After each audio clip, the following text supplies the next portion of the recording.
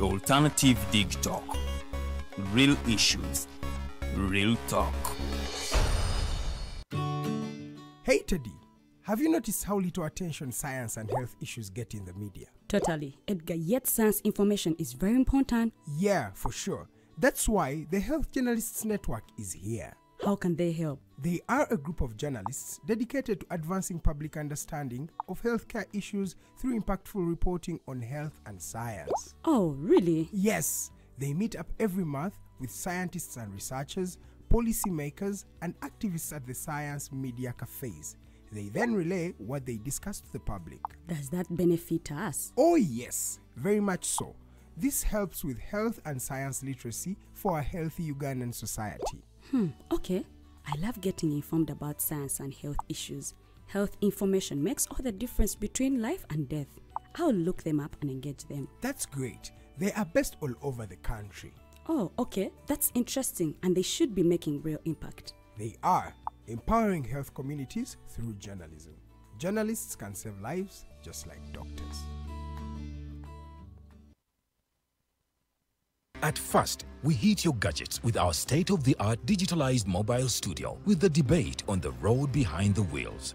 Later, we launched our magnificent studios located on Plot 1A, Sewagude Close, Lukulinanganda, Machindye, Kampala, where we bring to you our must-watch shows like The Mighty Drive, Monday to Friday, 8 a.m., Hotline, Mondays, 7 p.m. As for legal matters, Twins at Bar, Tuesdays, 11 a.m. Wednesdays, 6 p.m. is Afro-Caribbean Link, where we connect Africa with the Caribbean. Voltage on Thursdays, 7 p.m., featuring a youthful panel. Interface with Dr. Kiza Besije every Friday, 12 p.m., with his call to action against injustices. Snap Talk, Saturdays, 6 p.m., with the trio. A must-watch, The Political Dice, Sundays, 8 p.m., with the duo that never stammers, and so much more. Watch us live on all our social media platforms. We are The Alternative Digitalk. Real issues, real talk.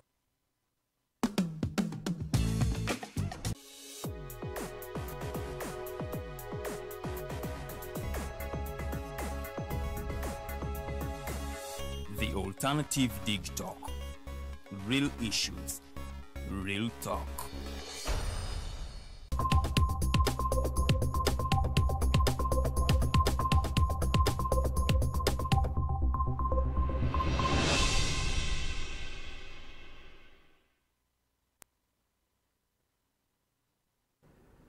Dakika ziri musanvu zazakaita ku ssaawa emu eyakawungezi k'olunaku olwaleero nkwaniriza nnyo program The Voltage g'amasannyalaze gennyini nze omumbejja Luwedde Lilian okuba nga ate ngikutuusaako era nga olunaku olwaleero munnange tugenda kuba nga ate tutambulira ku nsonga za byabufuzi. Mu studios Mwami Sendagire Muhammad yamaze dda okuba nga kalira okuva mu National Resistance Movement, Mwami Muwonge Vian okuva mu National Unity Platform ne Mwami Mayanja Robert Wells okuva mu People's Front for Freedom bamaze dda okuba nga bakkalira mu studios tutunuulira nsonga za byabufuzi era nga gwe Munnayuganda agenda okulonda oba abadde yenyigira mu kulonda biki ebyo byobadde ng'otunuulira ku mukulembeze wo noga nti munnange bino bye byensuso bye ntunuulidde owuliriza message gy'abakuleetedde ye abaffe Munnayuganda biki ebyo byewetaaga okuba ng'oteekako nnyo essira ng'ogenda okulonda omukulembeze ono ku kifo kyonna kyonna oba omulonzeeko oba kye wamulondako bino bye twetaaga okuba nga ate tusomesa Abannayuganda okutegeera oba oli awo kiseera ky'akalulu kinaatuukira ojja kuba omanyi biki bye nnina okuba nga nteekesa mu nkola oba biki bye nnina okuba nga ntunuulira nga sinnaba kugenda mu kalulu kano naye olunaku olwaleero ekisoro wabaddeyo okujjuza ekifo ky'omubaka omukyala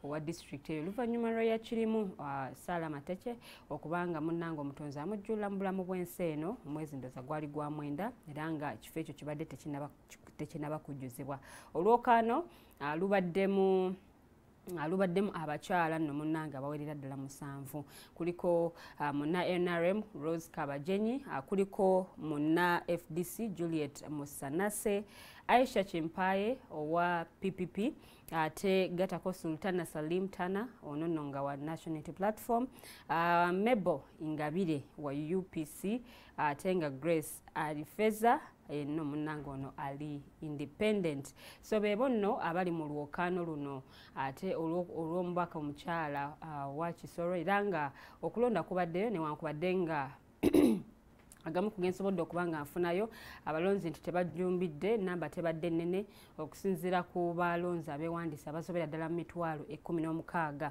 naye nga munnange bano tebasobodde kubanga ate abamu ku bo bagenda mu kulonda kuno naye nga munnange kakakiiko k'ebyokulonda ebikola kabadde kabitaddeyo ddera nga ne ku ground babadde batuuse dda we twogerera ye omubaka John Kamara ono nno munnange nga ye mubaka owa Bufumbira North ekigambibwa mbu yenyigidde mu kubba akalulu esaidi era ng'ono akyanoonyezebwa kati nno munnange ye omwogezi wa poliisi mu bitundu bya Kigezi yagenze maaso n'okuba nga akakasa bino. So tugenda kuba nga tutambulira awo ate olunaku olwaleero wiiki ebaddemu ebintu bingi nnyo. Chairman wa NRM General Yoweri Kaguta Museveni naye yagenda maaso n'okuba nga anoonyeza candidate w'ekibiina ekyo yabakwatira bendera omukyala Rose Kabajenyi akalulu era alinako obubaka bwe yawa mukulembeza wa NUP naye yaliyo Mkulu Robert Kyagulanyi Ssentamu naye yaliyo mu kunoonyeza mukyala Tana ate akalulu esaidi eyo. Tugenda tambulirawo wiiki ebaddemu bingi nnyo abakulu kabasooke batulamuseeko n'oluvannyuma ate tubenga tutandikira awo akazindalo kansooke nga kwasa Mwami Sendagire kuba ye mwetegefu nnyo okubanga ate alamusa kuba Uganda abatulaba ate tugende mu maaso. Okusookera ddala njagala okwebaza Mukama Katonda eyabukeeseza n'okwebaza management eya Digitalk TV emirundi gyonna gye batwaniriza wano ne batuwa omukisa okubaako ne byetu discussinga. Surely this is a very comfortable place. Your studio is really nice. I have to say that. Njagala okwebaza ku bannayuganda abali wano mu Uganda n'abali ebweru w'eggwanga nti beebale kwagala ggwanga lyabwe, beebale kuteekayo mwoyo ku followinga day in day out ebiba bigenda mu maaso mu ggwanga lino.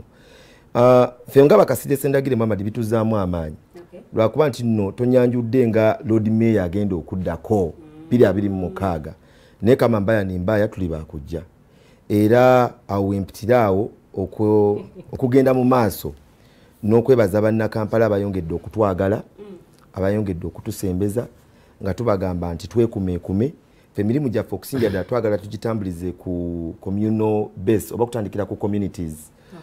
Jigende nga jigejja paka ku parish paka ku division nga tulowooza nti tujja ku achieving ekyo. So nebaza bannakampala abatulaze omukwano n'ensaasira abo bayita mu biseera ebizibu ebyabakulembeza abaliwo abeebuzaabuza nti bakola naye nga babanyigiriza. Tubagamba nti tujja 2026 a lot of good is coming soon. Thank you. Okay. Neyanziza Mwami Sendagire Mwami Mayanja akazindalo kakuweereza kabakiraawo.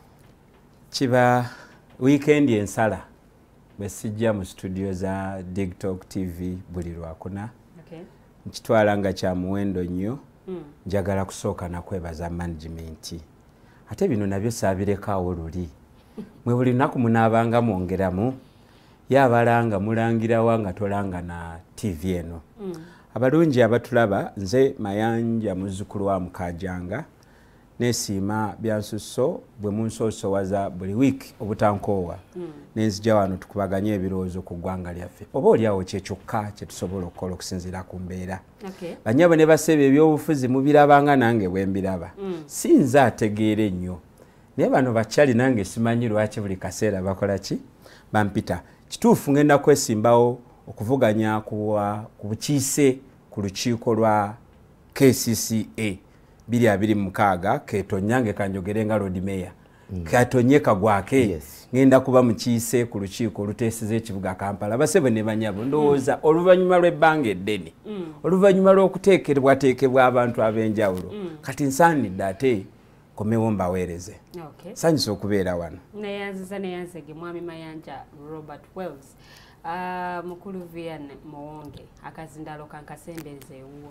Neyanzege kisookera ddala amanyi nze mwego gwanga Muwonge Vian ndi musanyufu nateera kulaba nga olunaku lwokuna ndi wano era njagala okutwala omukisa guno kubaza management ya TikTok omwaganya gwetuwa okulaba nga tuyinza okwongerako ettaffaali ku ggwanga lyaffe. Njagala okutwala omukisa guno okusaasira abo abaviiriddwako abaabwe ate wamu n'enjozaayoza n'abo abatuuse ku birungi. Eyo gye mpangaalira wiiki eno ebaddemu ebisomooza bingi. Waliwo omutaka eyafa eyayitibwa Kityo gwe twaziika okwosa ejjo e Masuuliita. Yanjigirizaamu ekintu kimu, yali mukozi ng'akola ku Ministry ya Finance. Ne bwe nakola internship nafuna mukisa nti namusangayo ate nga wakukyalo. Naye yali tayalinga nadde ewuwe ng'olaba entegeka wadde nga kyalo naye amasannyalaze gagayina embuzi zaalunda ng'olaba obulamu bukola ki bweyagaza. Tumusaasirako naye era twaguddemu enkikwe ne kansala waffe omulala yafiiddwa taata we ate ng'akolanga chairperson wa National Unity Platform Caucus mu Nakawa Division. Ensi bweti bwetambula, abalala babeera banyumirwa, abalala nga baseka, abalala nga bakola ki, so tuteeka okukaanya n'ensi engeri gyetambula. Nange nzikiriza nyongeza eddoboozi ku bannaffe wadde nga nze nnamu akenkizo. Bannaffe bagambye nti buli we bajja abeerawo ebipya ebyeyongerako naye ne batalaba nti ne moderator buli we tujja naye yeeyongera okubeera class and above. So kyongera okulaga nti ffenna tuteeka twandibadde tulina obwagazi oba n'okwesabirako okukola mu bifo nga biraga nti bwe tukola batusasula naye kati nebye tukola tubinyumirwa ate nga nebye bakola babisiima naye bantu bangi betumanyi abafuna sente empitirivu naye nga byebakola tetubisiima. Ne twagala okwebaza TikTok olw'okuba nti mutaddewo platform eno n'okwongera okuwa omwaganya bannabyabufuzi okubaganya ebirowoozo obuteegwa bugwe mu malaka naye okuteekawo platform ey'okuteekawo nti mujja kukkaanya n'obutakkaanya. Naye era ng'abakulu omukulu agambye ayagala bwa Lord Mayor n'omukulu n'agamba naye nze ffonna awo sinafuna kyenjagala kyalinda deployment okuva mu National Unity Platform. Kuba nyinza okuba nina kye neeyagaliza bakama bange ne bagamba nti ate jangu kuba president basobola n'omugamba ajja kuba president basobola n'okugamba teweesimbawo ogenda kusavinga assignment eno nga nyinza Secretary General byonna bisoboka. Naye nziza mwami Muwonge Vian tugenda kuba tuyitayita mu wiiki bwetambudde abakulu bongera okutubuulira bo gye babadde bibadde bitambula bitya. Naye ndowooza mwami Vian njagala ntandike naawe.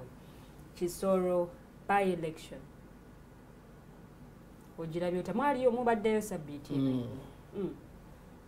ndi wa mukisa ti olunaku olw'emmande naliyo ekisolo naye ndaba embeera eriyo lirya nnabatuuliriza. Waliwo analogy evugira mu matu g'abantu naddala abawangaalira mu Buganda n'amawanga gonna agasigadde ng'oggyeko Western. Abantu bakyalina okukkiriza nti abawestana bankizo nnyo era bba ebyabwe biri bulungi. Naye bwe twali eyo nafuna omukisa okulaba nti ebizibu ebitunyiga ebinyiga eri bye bitunyiga naffe waneeno. Olaba abaana abato mu tawuni y'Ekisolo abaana myaka 12 13 abandi badde mu masomero kuba kwejja emyaka oyinza okubeera nga mu senior 2 bw'oba osomye empolo oyinza obeera mu kya 7 naye nga bali kutunda kaboozi kwejja emyaka emito nga bali mu bibuga era nga bwe muba munoonya ekyokulya nga bw'omanyi nti muba mukooye okutambula n'olaba liyale kasisitako akata akakuyita bwe muba nga muli n'omuntu omukulu n'alaba muwala we gwe yaleseeyo nga yamugamba dadi janguko wano. Ekintu ekyo kyankutteko nnyo era njagala okusaba abantu bwe tubanga Eastern yetaaga liberation nga Buganda yetaaga liberation ne Western yaga liberation ey'amaanyi ennyo. Nase nebuuza ebibuuzo bingi nti senga bino bye baparadinga nti bano abantu bali bulungi, senga baali bulungi bandivudde, kubanga njagala okole analysis eno. Abantu abasinga okukola obukozi mu maka g'abantu, abaana be bajja mu byalo, abasinga bava mu Busoga n'abalala bava mu Western. Senga byali birungi, abaana bano bandisobodde okubeerayo ne babeerayo successful. Njagala okola analysis y'abantu, sikyogera mu mutima mubi. Abantu abatunda ebinyeebwa mulimu mulungi, kubanga bw'oba ogufunamu teriyo mulimu mubi. Naye kye njagala okukuleetera mu maaso go olabe nti wabaddewo ekifu gavumenti eno kyetutadde mu maaso. Abantu bano abawangaalira eri ne tutuuka okubanga tubalese, nabo ne batuuka mu mbeera ey'okwekyawa, kubanga mulimu abamu abaga nti mwe Abasoga mwatukoowa, mwe mulowooza ffe abafunye mu gavumenti eno. Naye bw'ogenda okwetegereza abafunye mu gavumenti eno, it is just a clique of a family members. So Lilian, bwebanga essaala obadde osaba yawano wokka ne mu Busoga oba ne mu Teeso, n'essaala ey'amaanyi yeetaagira eyo, era abantu abo beetaaga liberation okulaba nga banunulwa mu mbeera gye balimu. Bwe twabadde ekisolo nalabye n'embeera eya police border, ebintu bingi bibbibwako abantu, kubanga wandigambye nti engeri gye waliwo border waliwo security, abantu ebimu ku bye basinze okwogera nti n'ebyokwerinda byabwe si birungi, kubanga nakugamba nti ebyokwerinda tekitegeeza butegeezi nti abayeekera bwe banaaba bakulumbye banga tebakulumbye wajja tegeeza nti waliwo security. Naye security against individuals, okubanga bwe mba nina omulimu gwange abantu bajja oli najja n'emmundu n'akanga omukyalo ow'edduuka n'amubbako ebintu bye n'agenda nabyo. Ensonga ey'okusatu gye njagala nnyo bannabyabufuzi baliflectingeko ne bannakisolo y'ensonga ey'enguudo. Lilian, bw'oba ogenda ekisolo enguudo lulungi, bw'obanga ova mu tawuni wano, kuba kati wano mu tawuni waffe wabi, naye bw'otuuka ekisolo enguudo zino eno ezitwala ebyamaguzi by'abasendagire nungi, naye enguudo ezikutuusa ffe abantu ba bulijjo we tuwangaalira. Ontegera bulungi nti ebyamaguzi bya sendagire bwe bibanga biva e Congo, enguudo nungi. Naye nekinzijukiza abafuzi ab'amatwale bwe bazimba wano zino z'olaba railway eziriwo ne wagonize ezaaliwo empitirivu, basendagire bano ze banyaga ze babba nga beekweka mu privatization, bakikola nga balina omutima omulala emabega gwe baali bakwesi ogw'okusobola okujjanga kopa eri okumutwala ku kosti gye baali baagala. Tugamba ki? Ne bannakisolo twabagamba ki? Wateekwa okubeerawo enkola, enguudo zino eno n'endala zikolebweko nga zino ezitwala ebyamaguzi okuva ku booda okudda mu bibuga nga nazo nnungi. Abantu kijja kubayamba okubeera mu mbeera ebaleetera nti nabo tebali marginalized, nabo nga tebali nga bafiiringa nti nabo Bannayuganda. Neyanza nnyo mwami Muwonge. Mwami Sendagire, njagala zirewo tuyite mu wiiki yo katono nnyo, naye era tulema kunokolerayokko kyekyakwata mu Babiro ku nsonga eyo. Okusookera ddala njagala okwebaza muganda wange Vianney submission ye, ayogedde amazima. Nagamba nti oluguudo lw'ekisolo lwo matiribona kinsanyusizza kubanga omulala ate n'amazima tagakola ki? Tagoogera. Njagala okwebaza Bannayuganda abatadde amaaso gaabwe ku nsonga za kisolo. naye ate nze okusingira ddala njagala okwebaza His Excellency President Yoweri Kaguta Museveni okugenda n'abeera so objective nga tatunuulidde ate ye yokka naye n'anokolayo ekintu mu democracy ekisobola okusuula democracy ekisobola okusaanyawo democracy. President we yagenze ekisolo mu submission ye yonna yategeezezza eggwanga nti okuddira ebyobufuzi okuddira ebyobufuzi n'obitabikamu eddiini obwo butwa ng'ekyo takitunuulidde lwa pate ye takitunuulidde lwa kuwangula kwe nga tiyeeyagalizza yekka ate era statement eyo yabadde teri ku bannyinaffe abali ekisolo bokka statement eyo yabadde egenda across mu democracy wa Uganda nti mu line ya democracy tetuyina kutunuulira ddiini na buwangwa kubisinziirako kulonda muntu. Kitegeeze nti kyabadde partly kiyambako ne baganda baffe opposition kubanga singa oli avaayo n'ayagala azanyise kaadi z'eddiini wadde ng'oliwo opposition kiba kikkuba. Okay, so omukulembeze okuvaayo n'avaayo boldly n'agamba nti nolwakubadde nga muli bange omuntu yenna asembeza ekintu ky'okuzanyisa eddiini empiki y'okuzanyisa eddiini mu byobufuzi obwo butwa butta ontegeera era ekyo kyekimu ku principles eza NRM era abantu ab'ekisolo boolyawo ze basinzirirako agenda ndagaino okuzaayo NRM mu kubeera nga yeetwala space eyo. Kyamukisa mulungi nti nze ate munatu ekisolo eyo ninayo abantu bange naddala awe bayita ku kyapa ninawo abantu bange so history w'ekitundu ekyo mumanyi era mutegeera. Si kituufu nga mwami Vianney kyategeezezza eggwanga nti oluguudo olwo lukolebwa kutwala byamuguzi ba pati emu. Ekyo si kituufu wabula twali badde tusanyukira wamu kubanga oluguudo mwami Vianney lwayogera ku luva kuva Mbarara okusingira ddala ate nga kakasiza ddala nti waliwo pulaani nnyingi nnyo ya gavumenti ate nalwo era okuzimba oluguudo okuva Ebusega okugendera ddala paka Masaka. There is a very mega plan for that as well.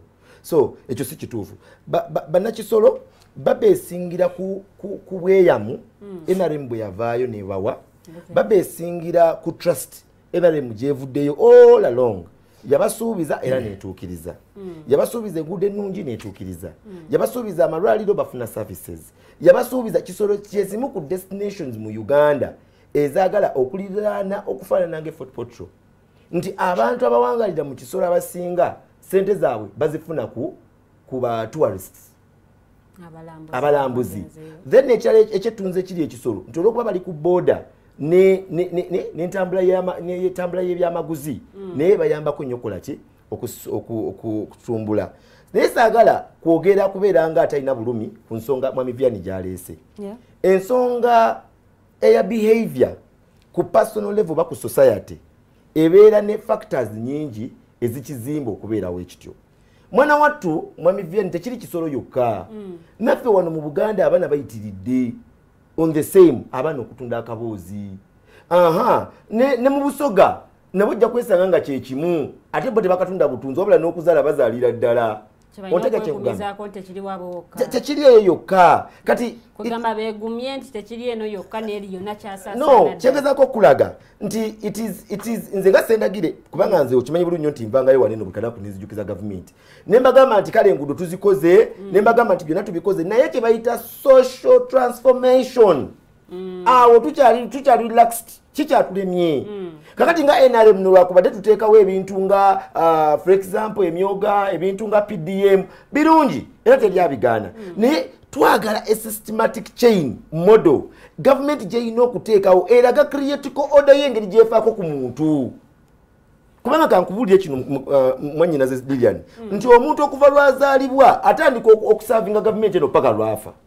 Kitegeeza wayina okubeera mu nsinga gye tulimu kati mu area eno wayina okubeerawo a systematic chain model government gyekozesa okumonitoringa omuntu ne growth ye ekyo oba olyawo singa oba olyawo tuconcentratinga ku individual ku a Ugandan transformation okudrawinga graph ye oba oliawo n'abaana level kwe betundira teyali baddeeko embeera.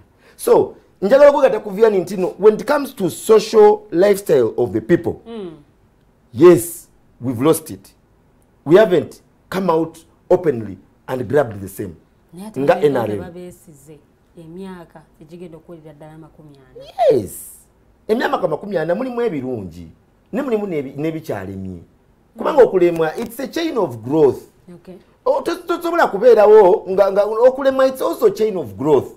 Kivula nga nvayo open ninga nti ndiwa NRM naye kijja ku social transformation. Abantu okukumaga okubeera nga abantu government bateekako embeera eba monitoringa ebayambako. Awo government eringa ejjako buki obuvunaanyizibwa. Kati ate ekyo kintu kiruma kubanga asasula omusolo afaayo nnyo. Yes, oyinza okugamba nti tumuteekerawo amalwaliro, you can say that. Anti tumuteekerawo amasomero asome, you can say that. Naye tulina okubeerayo ne change chain of plan. N'embeera y'amasomero mu district ey'Ekisoro. Ate nno njagala because ebino byonna mbyogera nange ninayo abantu bange naye nange mbaddeko mu kitundu eyo. Naye ndaba embeera nga bweri nti omwana essomero eritegeerekeko okulifuna waliwo distance mpanvu okutuuka ku ssomero eryo. Kakati omanyi Kisoro eyo nga Kisoro nga nkugambye nti otubanga otandise okudiscuss nga Kisoro in particular, ojja kwesanga nga n'abantu abasinga okubeera mu Kisoro the biggest number they are refugees. Era kyenjizako kimanyi the number of refugees that are in Kisoro abali wali eri wenkugambya okukyapa ate bangi nnyo almost n'okusinga abantu abaliraanye ekifo ekyo. Oteeka kyenkugamba buli wayogera ku Kisoro wabaawo ebintu by'onootinga ebidescribing ekitundu ekyo. So nze njagamba nti ku nsonga y'amasomero ba services eza government bannange tukirize tugani government egezizzaako compared ku kyaliwo n'ekiriwo kati. So tutunulira mu perspective ya governance administration oyisanga nga abantu abeeriso ate bali bulungi nnyo sometimes n'okusinga abali ekotido oba bali eiganga. Okyeka kyenkugamba. Yes. Neyanziza nja kuba nkomawo gy'oli kansooke mpulira okuva ewa Mwami Mayanja yatuyisizeemu wiiki bwetambudde. Twagitandika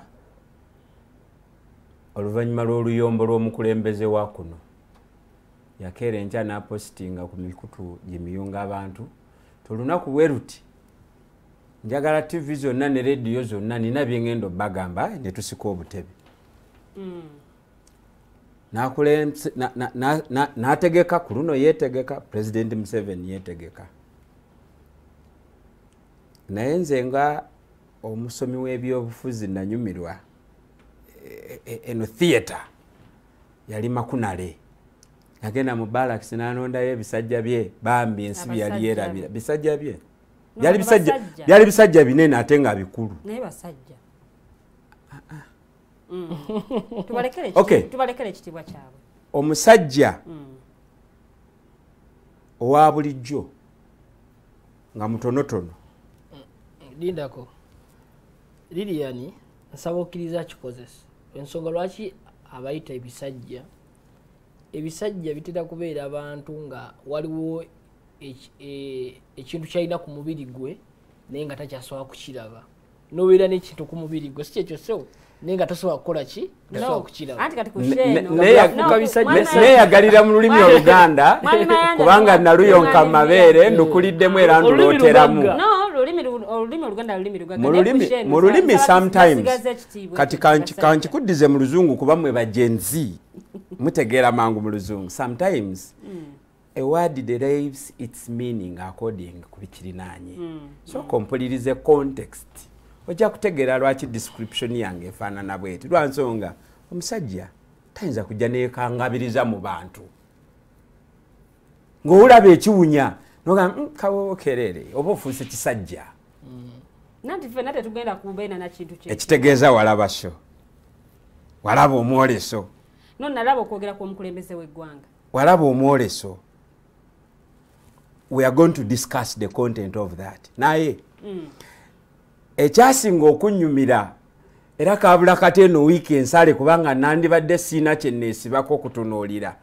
Natunuulira omukulembeze afuze eggwanga emyaka 38. Yakwata eggwanga nga population y'abantu nga budget ya sente meka naye n'olwaleero luno akyegeraageranya ne munne yafuga eggwanga lino emyaka 9 gyokka nga ye muyeekera. Do you understand now? Ofaanagana naawe okwegeraageranya nanyumirwa nze kyankolera amawulire era mpulidde ne munnaffe gwe tuli naye mu studio ng'alwanagana n'okusiga ekifaananyi. Naye wiikeeni ekibadde ekisingamu obukulu be baana ba yunivasite abaagenda okulinaana paalamenti nga baagala paalamenti eddemu yeetegereze enteekateeka ya Uganda n'amafuta mu kampeyini gye bayita Stop EACOP. Bakwatibwa ne balimandingibwa ne batwalibwa eruzira. Ndowooza ennaku nga jo n'olunaku olwayiseeko bajja mu bibinja bya njawulo baafuna okweyimirirwa emisango egyabateekebwako gavumenti ya Uganda kubanga omusango guli Uganda versus bano bannayuganda abaalengera bo bye batakkaanya nabyo ku nteekateeka ya Uganda n'amafuta ne beeyambisa eddembe lyabwe libaweebwa constitution okulaga obutali bumativu bwabwe. Uganda nebagulako emisango. Omusango gwe babavunaana gwa kubeera ba common nuisance. Okufuka ekitagasa. Kyokka bonna baana ba university abalenzi n'abawala bali able competent. Basobola okusustaininga debate ku kyeboogerako n'omukungu yenna gw'olonze okuva mu gavumenti ng'oggyeko bano be twalaba ku kamera juzi abalina omukulembeze w'eggwanga. Naye bwe nabadde ku kooti ku Buganda Road nga basaba beyiro nayogeddeko n'omusirikale omu ku ba witness musango ogwo. Ne mubuuza naye tubuzaabuzibwa ffe abafugibwa. Constitution etugamba nti tulina eddembe ly'okwekalakaasa mu mirembe. Naye ate naawe tusomera Penal Code Act osooka n'otujjukiza obuvunaanyizibwa bwo to keep law and order. Ne constitution eyogerwako nga supreme law. Nzijira mu supreme law to exercise the gifts therein. Gwe ne weeyambisa Penal Code Act okujja okunteeka mu order. Ne mubuuza naye tulifunayo omukisa. Tusobola okutegekayo olukiiko Uganda Police nejja naffe abeekalakaasi ne tujja ne tukkaanya ku butya bwe tusobola okwekalakaasa mirembe. Era ne mubuuza musinziira ku ki okuprefaringa charges abaana bali ku university. These are intellectuals nubayita nuisance. Omusirikale yangambye essimu y'okweri konza ateriiko. Wabino byekugamba saagala bitegeerekeke menye endagaano yange mbyogedde kubanga nze ndi munnayuganda okusooka ng'ebirala tebinajja. Omusaya nga tekisoboka amateeka weegali naye ebiseera ebisinga if the people in power have a stake mu subject politics afuga. Ne mugamba office ogambye eki saagala kwogera manya ge na force number ye nja kuba muwaddeyo. Naye yanja tulide nanga nti tekisoboka. Nangamba nze bwe bantuma bwe bandiployinga waliwo nange byenkaluubirirwa era mutera okundabanga nzija sijja nga mu butuufu ndakyemukola kyekituufu. Naye orders nazingambye abo bakwate ne mubuuza naye bwe mumala otukwata ne mututeeka mu seero conversation kijobera naga nti abasajja batugamba nti kino twabakutte olw'ensonga tisinga tubaleka ne muyinaayina n'ab'ekisolo bayinza osituka n'ab'etteeso bayinza osituka buli gwe tukozeeko effujja asobola okukola ki kyankoledde amawulire era kati I am in peace with Uganda Police. Baabu we tubadde nga tubateeka ku nninga abo be wasanze ekisolo bwe bajjako kombati eyo ojja kusinkana abantu ab'enjawulo. Naye bwe banga baliko ekkoligo lya order bakola ebintu bingi nnyo ebitasaana. Nze ndowooza nti nga abaagala okuzimba Uganda empya tufuneyo ekifo oba tunaagenda Kenya oba tunaagenda Juba tusinkane ne bannayuganda bannaffe abo twogerezeegenyeko nabo ku bya Uganda nga mukama waabwe taliiwo. Ekyo nze kinkoledde amawulire era yebadde hallmark ya wiki yange kati amaaso gange bwe mba ntambula ku nguudo bwe nsanga mu traffic mulaba bulala nabalabye nga bayola bodaboda bakutte bodaboda weekend bakutte bodaboda weekend nalabyeko breakdown 10 ne kakalias 5 nga zijjudde pikipiki z'abantu naye nga bebazijjako beba refugee economic refugees abalemererwa mu nteekateeka ya gavumenti eyimiridde wano emyaka 4 okufuna emirimu egiri genuine emirimu egiri ligo kuba kati n'ekya bodaboda kye bali mu kiraga nti kiri ligo so naye bulijjo mbadde nga bwe mbalaba nga nyiiga naye leero nategedde ne ngamba okay they are serving orders. They are serving orders.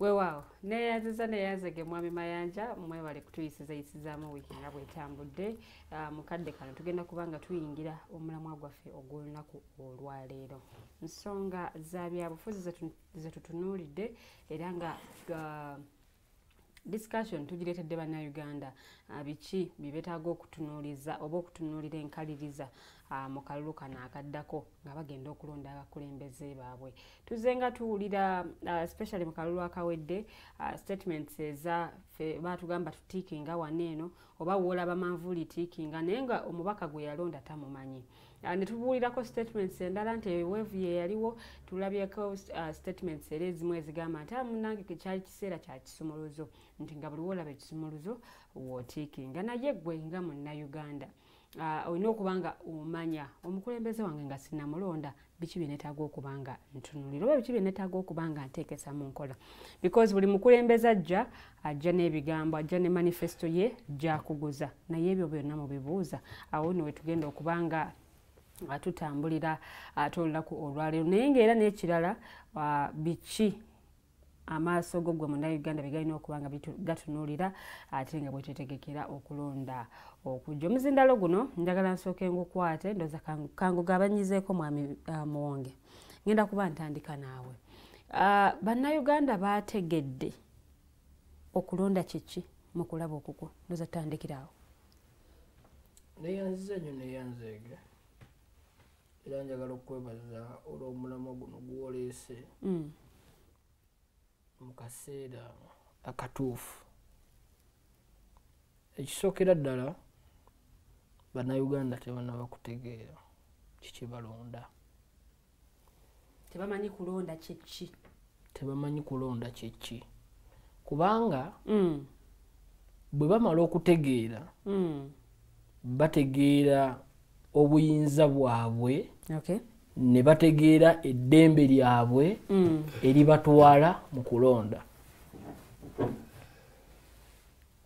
njagala kugamba nti ne bwe tubanga tuli mu mbeera nga gye tulimu ey'obwannakyemalira bw'ogenda mu maaso n'okulaba rate abantu kwe balondera ogenda okulaba nti abantu abalonda batini okusinga ku beewandiisa abalala ne basigalayo nga bayinamu kiri nti nze tebinkwatako eddoboozi lyabwe ne litawulikika kati bw'oba oyagala kukola data analysis oteeka okwekizamininga bano abatazze balowooza ki lirya n'abatuwuliriza twafuna ekkoligo nti ebiseera ebisinga wano tulina kye tuyita data manipulation nti ne bwe tugamba nti okusolooza ebyo ebiba bivudde mu kalulu ebisinga bibeera manipulated naye katukkirize tugendere ku ebyo bwe tubanga tugamba National Unity Platform yafuna obukadde miliyoni 3.5 naye nga waliyo miliyoni 8 ez'abantu ezasigalayo ezitaalonda zino miliyoni ezitaalonda bwe zijja ne zironda kubanga nze njagala kugamba nti tezirowooza nti NRM erina okubeerawo ate tezirowooza nti National Unity Platform ye option eriwo kwegamba bo tebalina we baagala kwasa then tusigaza ekibuuzo kimu nti abantu ab'ekikula bwe kityo baagala ki? Kubanga mu byonna byonna nakugamba wano nti ebyobufuzi bye bisalawo ani alya, alya ddi, ani amuwa, when, how and where and what. Bannansi tebannategeera nti bw'okeera ku makya n'ogenda n'owa muganda wange Robert Mayanja n'omuwa akalulu, omuwadde afuuka eddoboozi lyo gwe gy'otagenda kutuuka, kubanga palamenti tesobola kujjaamu miliyoni z'abantu 45. Naye mu zino 45 tubeera ne section ey'abantu betugamba nti bano abantu kabagende bakiikirire interests zaabo abasigadde. Ekisookera ddala kyenjagala okubuuza nga revolutionalist, abagendayo kituufu bagenderayo ku wiru y'abantu, ababalonda bategeera lwaki babalonda? Ogenda kunuziramu ekintu kimu nti n'ababalonda tebategeera kiki bagenda kukola. Kubanga bw'olonda omubaka wa palamenti oba kansala gw'oyagala alonde, ekisooka mu qualifications ez'obwa kansala tekuliko qualification, naye omusuubira nti ekiwandiiko bwe kinaba nga kivudde mu ministry ya finance nga bwe tugenda mu budgeting, gw'osuubira yagenda okukikola ki? Okukisoma, aki-interpreting, amala ki analyzing. At the end of the day, omuntu oyo gwe gw'oyagala agende akole data analysis ategeeza abantu. At the end of the day, ne tuleeta abantu nga babibogwe. Ensonga ey'okubiri, bw'otunuulira noga nti at the end of the day bwe tukeera ku makya ffe nga tusazeewo tetugenda kuwagira Sendagire, ne tukola tugenda kuwagira Mayanja. Naye Mayanja ono bwe tumulonda nga tusazeewo, Mayanja anaayitamu kituufu nga tumuwadde, ng'olaba ekyali e Kayunga nga bannakayunga bonna basazeewo nti muwonge katumuleke tuwe nakwedde. Naye ne wabaawo oli ajasta posing nga n'akozesa influence ye n'asazaamu wiiru ey'abantu, ate najja n'akola ki ne yeewaana. Mu box walimu obululu. Mu box yani okulonda kwe Kayunga okulonda kwe Kayunga ke kaluke n'akalaba nga n'omwana omuto ataasomako asologa nti gundi awangudde. Omanyi waliwo ebika by'obululu biringa bibiri. Waliwo akalulu ketugendamu ne Lilian nankubira waggulu, ne tubeeramu ketugezeemu ne Lilian ne range n'ebeera ntini. Omuluka gumu muwonge gwe yawangula nakwedde ku miruka gyali 49. Eyo range tesangika. At the end of the day, njagala okulemera ku kintu kimu. Wano we tuli tuyinza kuvaawo tutya. Bwe tubanga tukyali mu mbeera eno omuntu aga nti ne bwe kinaabanga kidomola mu kironde kijje ebigenda okukolebwa mu palamenti, kubanga twetaaga okutegeera biki omuntu byagenda okukola mu palamenti. Emirimu gye giri ki? Ekisooka nti twajjirwa obuzibu. Nze okugenda mu palamenti oba okugenda mu kanso oba okwagala obwa Lord Mayor, bwe mba nga sinasoma rules nsooka kubuuza nga sinnamanya migaso gy'obwa member wa palamenti owa kansala, nsooka kubuuza nti bafunawo mmeka, kubanga ekisooka siina mulimu. Ebikolwa bino eno bye bireese abantu nga tebanneetegeka kimala ne tubakwasa woofiisi zaffe nti bagenda kukola nti talina mulimu nakunoga talina mulimu. Abadde awo n'akolamu ebyobufuzi bye byakozeemu najja ne tumuwa n'agenda. But twagala kubanga nakugamba nti ebintu byonna Museveni bw'alivaawo nze ng'omuntu nsobola bimusonyiwa, naye kisisobola kumusonyiwa kwe kw'okututuusa ku mbeera ey'okutudongowaza n'ofuula abantu abategeera ne bafuuka ababuyabuya n'olaba omuntu ategeera nga nalabye omukulu omu wakidda a respected man eyasoma ebitabo byonna research omulungi akulaga nti buno obwavu buva ku kino ne kino naye at the end of the day n'amudingowaza nalaba ekitangaala n'amujegawaza because abavudde eno ne badda sayidi eri bazenga batugamba eri gyalabye ekitangaala lwaki nkugambye ebigambo ebyo bwe bamala okubatuusa kweno embeera bejjako konsyasi yaabwe n'okulaba kwabwe ne batuuka nga balaba ebintu ebadde tebalaba ffe tubeera ku seeti zino n'abakulu bano bwe muvaako n'akugamba vyana ekiri erina wakanye naawe naye oli mutuufu banandaba bati gwe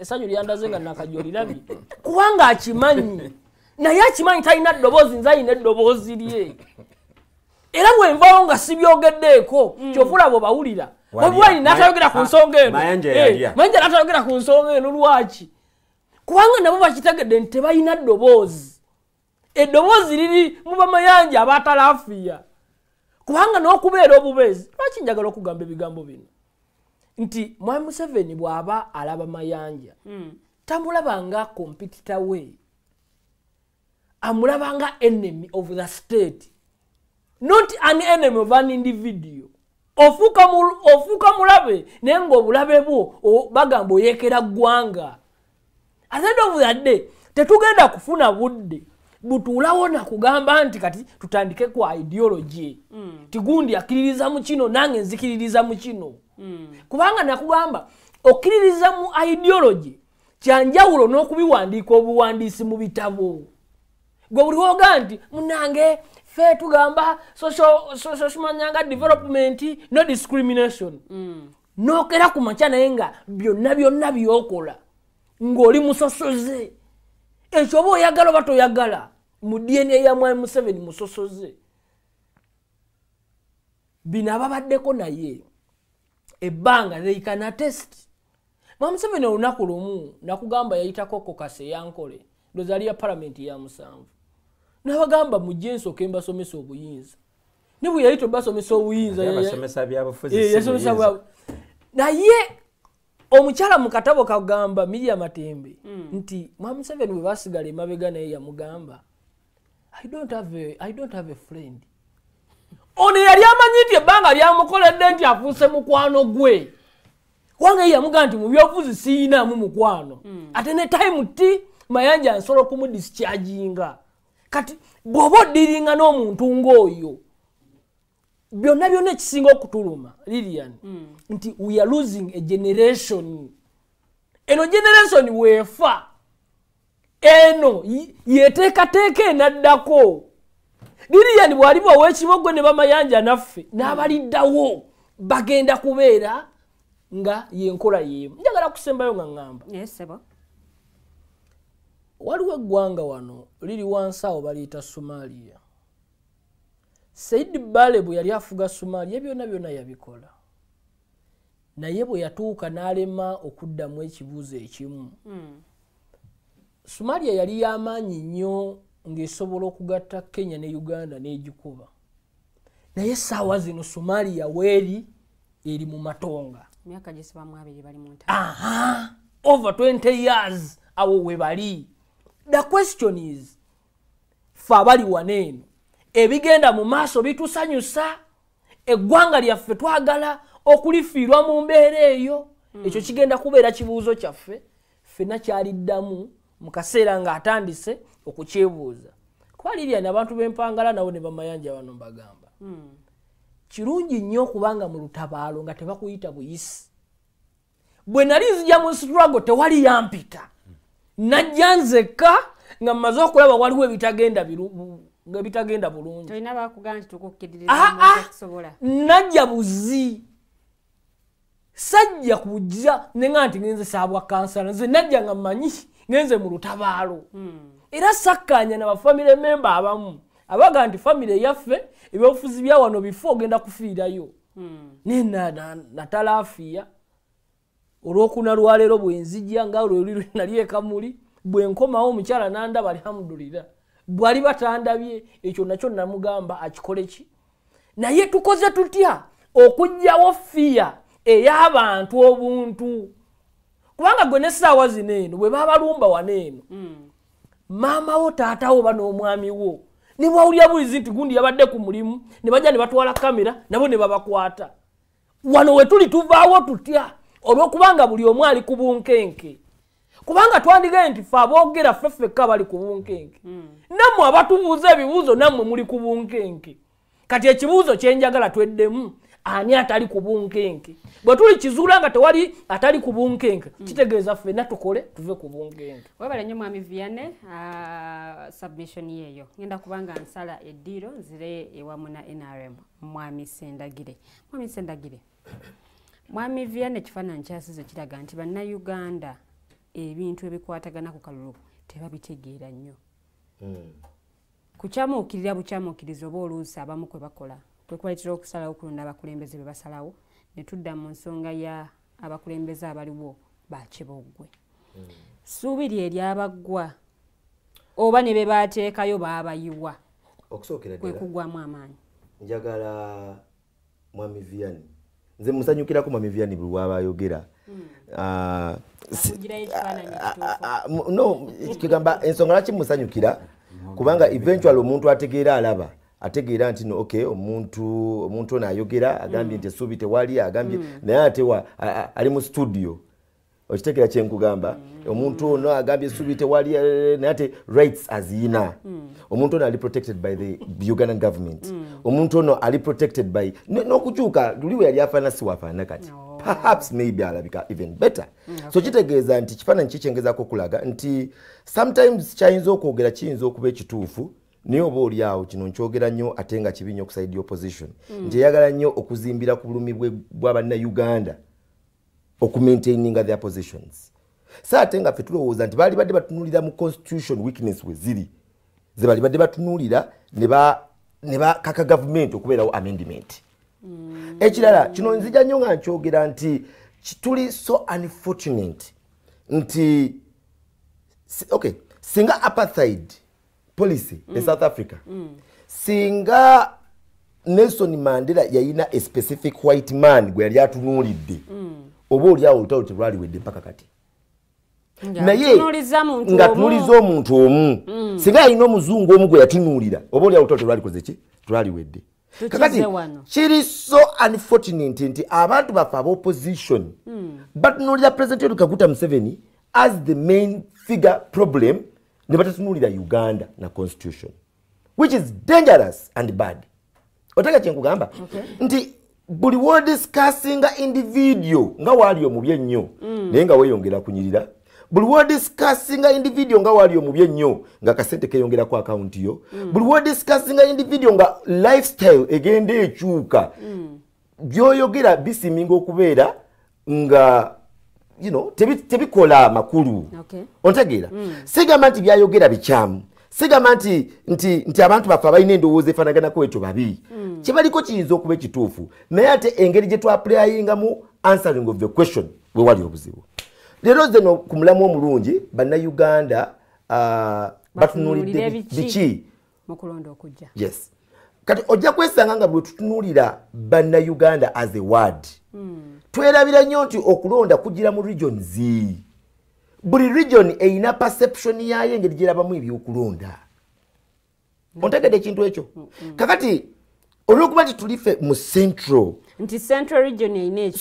region eyina DNA yayo mu ngeri gyeperceivingamu n'engeri gyehandlingamu politics nti ne eastern region kyekimu ontegedde kyenkugamba ebintu ebitulifayinga okufuna abakulembeze bibesinga nnyo ku historical facts za regions ezo awo nyini mwami Sendagire nsaba osooka osimbe wakati tugende mu kuwummulamuko katono nnyo bwe tukomawo oyongere otusiigire ekifaananyi olwo regions zino abantu mwe bava oba ebitundu bino abantu mwe bava biaffectinga batya okusalawo kwe bakola awo tugenda otandikira the voltage gaba amasannyalaze gennyini tukomawo mu ssaawa yaffe ey'okubiri tovaawo tukomawo